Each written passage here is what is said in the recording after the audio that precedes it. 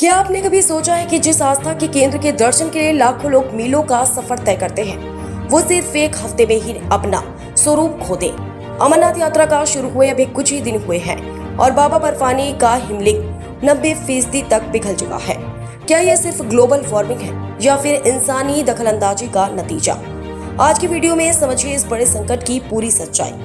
अमरनाथ यात्रा की अवधि हर साल लाखों श्रद्धालुओं के लिए किसी उत्सव से कम नहीं होती, लेकिन इस बार की खबरें चिंताजनक है। श्रद्धालु जो दर्शन के लिए पहुंचे वे हैरान रह गए। पहले जहां बाबा बर्फानी 40 से 45 दिनों तक दर्शन देते थे, अब वह अवधि घटकर महज 5 से 7 दिन रह गई है। सवाल यह है कि आखिर ये बदलाव इतनी तेजी से क्यों आ रहा है?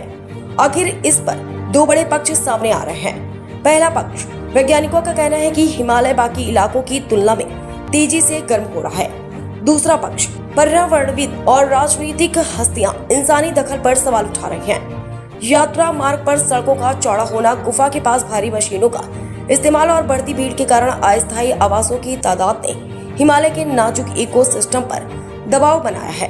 क्या गुफा के पास बने रेन शेल्टर और निर्माण कार्य इसका कारण हो सकते हैं?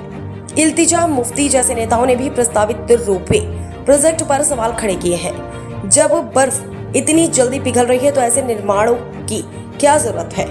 हालांकि कुछ स्थानीय जानकारों का कहना है कि 2004, 2006, 2016 और 2020 में भी ऐसा हुआ था, लेकिन इस बार यह स्थिति बहुत जल्दी आई है।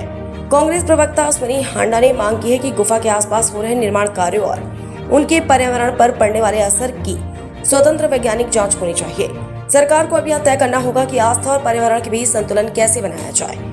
फिलहाल कोई भी आधिकारिक रिपोर्ट इस घटना के पीछे का एकमात्र कारण नहीं बता पाई है, लेकिन ये तस्वीर एक बड़ी चेतावनी है। क्या हमें अपनी धार्मिक यात्राओं के तरीके में बदलाव करने की जरूरत है? आपकी इस पर क्या राय है? हमें कमेंट में जरूर बताएं और ऐसी ही महत्वपूर्ण खबरों के लिए हमारे चैनल द विराट केसरी को सब्सक्राइब करें।